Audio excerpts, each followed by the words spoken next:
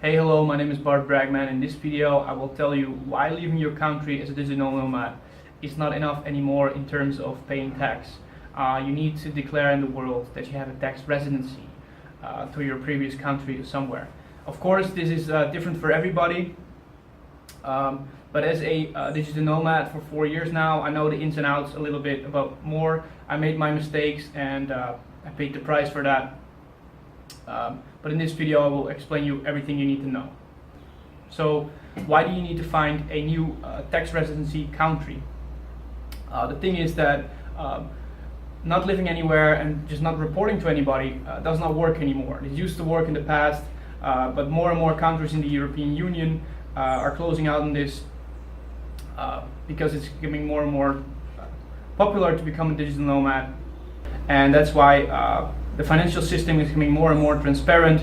Everybody knows everybody and everybody reports to everybody.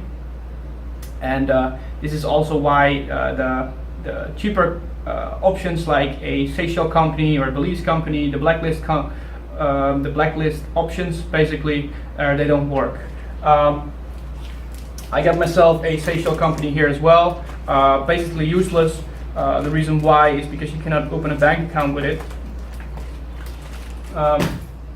So for your offshore structure as a digital nomad, you basically need to know three things. First is your personal side. Where do you bank personally? Where do you live? Where do you pay your taxes? That's what we're going to talk mostly about in this video. And then secondly, where is your corporate structure? Where do you earn your money? Where is your company based? And so on and so on. And then three, where it all comes down to is that where do you make your investments? And if you don't live anywhere, you're not going to make any investments, because if you want to open a bank account somewhere, you need to declare where you live. You need to declare where you pay your taxes, and you need to basically have a driver's license or an ID card from that place. So there are several different options in the world, but today I'm going to talk about one really easy one, and that works for me really well, and I think it's a great option for many of you out there, and that's why I'm shooting this video as well, because I get a little bit of referral for that. So to explain you a little bit more about the situation of me here is I just flew back from Panama. I'm in my little apartment in Rio de Janeiro now. It's Carnival now, so great fun. But I just came back from Panama, and I obtained my residence there, and I'm now proudly I can say I'm a Panamanian resident, and I have a Panamanian company, and I have Panamanian investments. So that ticked all three boxes there, and that's why this is such an easy way to get rid of all the problems. So the main reason why I shoot this video, because ECI Development, the company where I did this with, asked me to do this video and do a referral of them. And basically when I heard first of the company, I first wanted to know if it was legit. I asked my VA to do a background check on all of them and their staff. I was a little bit skeptical in the beginning, but it turned out to be a good play. So what you get with this company, they basically offer you a package to buy hardwoods, teak. You do an investment in the country. So the way how this works is in Panama you can obtain for the Friendly Nations visa, and this visa is for most of the countries in the world obtainable. And the way this works, you need to invest a minimum of $10,000 in the country. You need to open a bank account, personal bank account in Panama, and deposit there $5,000 and $2,000 more for every spouse or family member you bring into the country. And then third, you need to open a Panamanian company, which is also beneficial for you if you want to do your corporate things in Panama. So basically what you're going to do, you're going to tick all the three boxes.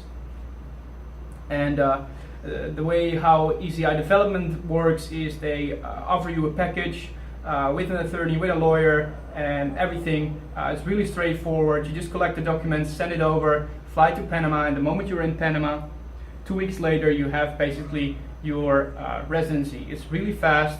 The attorney and the lawyer, they go with you to the immigration, go with you to the bank account, they do all the Spanish speaking if you're not that well with Spanish, as I am, and basically you have your residency in check within 2 weeks, and then later you fly back again to pick up your permanent residency card. So for me it was really a painless situation. Everything was really straightforward. I was surprised how straightforward it was, how fast it did go, and how easy it was.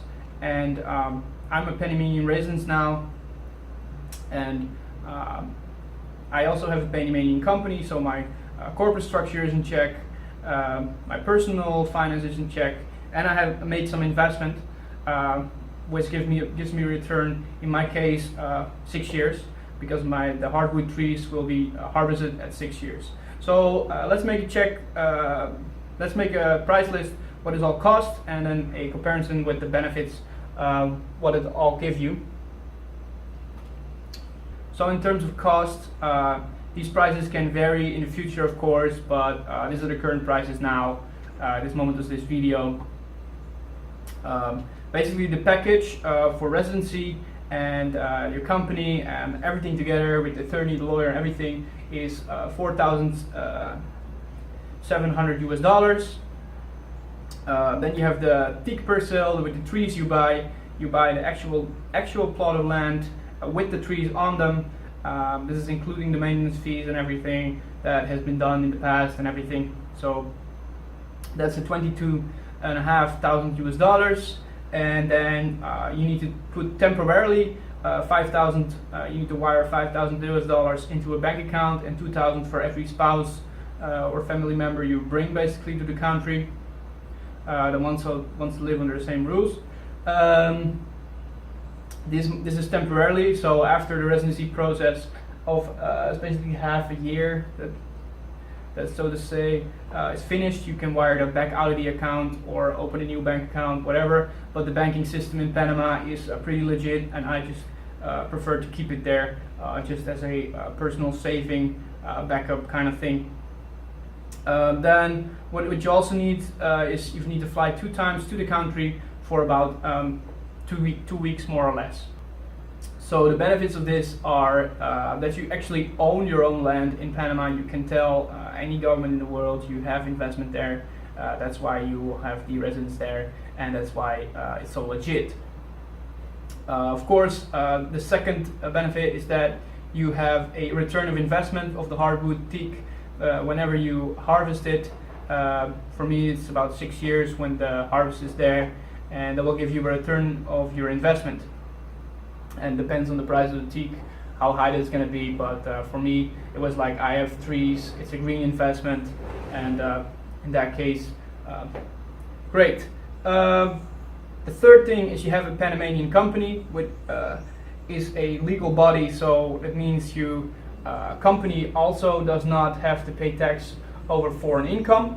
So that brings us to the second thing. That means that you pay no tax on your personal income, personal foreign income. Of course, in Panama, the business you do in Panama yourself, you pay the tax, but your foreign income out of Panama, you don't pay taxes. So that's ideal for a digital nomad because you have a global income. Then the second time you are in Panama, you can obtain for your Panamanian driver's license. With the driver's license, you can make investments all over the world. Because you have a driver's license, you can open bank accounts left and right, and that's easy to have and good to have in terms of that. And then the last benefit is optional, is that you can obtain Panamanian passport, Panamanian citizenship after 5 years.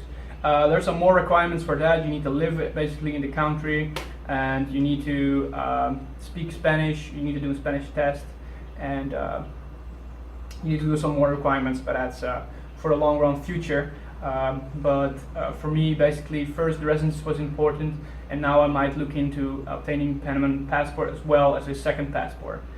So on top of all those benefits, Panamanian residency only requires you to be only 1 day in the country every 2 years. So as a digital nomad and you miss Panama 1 year, your residency will not expire. You have the next year to visit it as well.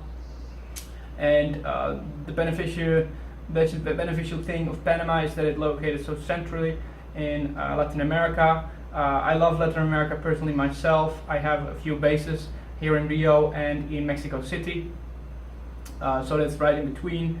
I love the warm culture. The weather in Panama is great. The banking system is great.